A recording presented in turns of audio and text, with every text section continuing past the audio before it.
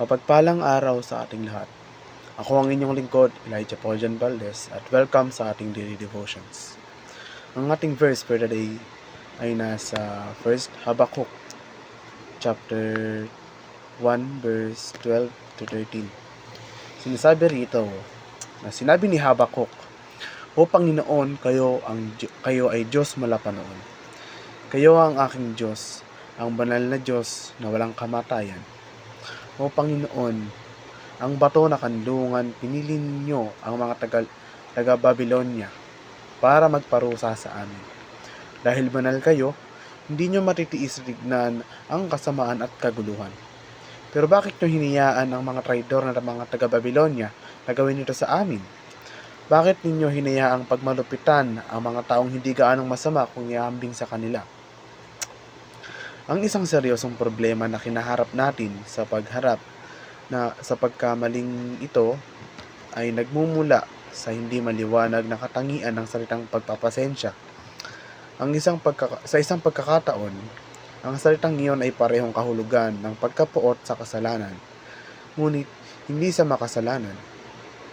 Gayunpaman, ang elementong anti-Kristiyano sa ating lipunan ngayon ay naglalarawan sa lahat ng umahatol sa kasalanan bilang hindi pagpaparaan, at doon dapat iguhit ang mga Kristiyano ang linya.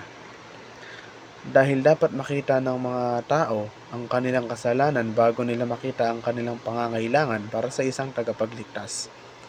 Ang paghatol sa kasalanan ay kasabay ng pagpapadala ng mga tao kay Kristo. Kung gayon, ang pag-ibig ay nangangailangan sa atin hatulan ang bawat kasamaan, kabilang ang pangangalunya at homoseksualidad. Habang ang mga nagsasabi sa nagkasala na hindi nila kailangang magsisi, ay nagkasala ng pagkamuhi ni Satanas. Kapag ang disiplina ay binigay ng Diyos, ito ay pagwawasto. Ang disiplina ng Diyos ay palaging para sa mga layuning pang-iwas at hindi pagpaparusa sa kalikasan.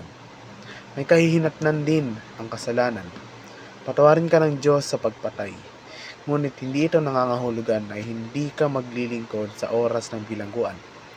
Ang parusa ay naglalayong parusahan ang tatanggap para sa mga maling gawain o hindi makadiyos na pag-uugali.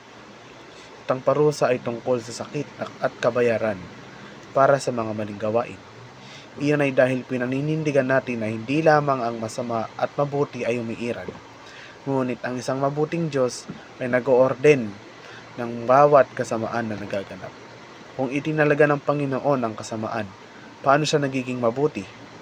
Para sigurado, marami lang tayong masasabi kung paano natin maipagkakasundo ang pagkakataon ng kasamaan sa kabutihan ng Panginoon. Ang Panginoon ay nalulugod sa awa, hindi sa parusa. Darating ang galit, ngunit tandahang dumarating. Lumilipad ang awa, nanginginig ang galit. Kahit na ang kaparusahan ay kumakatok sa pintuan, ang Diyos ay nakatayo sa loob. Matyagang naghihintay, nagtatagal, nag-aalangan na buksan. Napakasama ng mga tao, anumat karamihan sa kanila ay kriminal na inaabuso ang mahabang pagtitiis ng Diyos. Ginagamit nila ang kanyang mga pagkaantala at sa pagpaparusa upang bigyang katwiran ang kanilang pagiging mas nakakabaon sa kasamaan.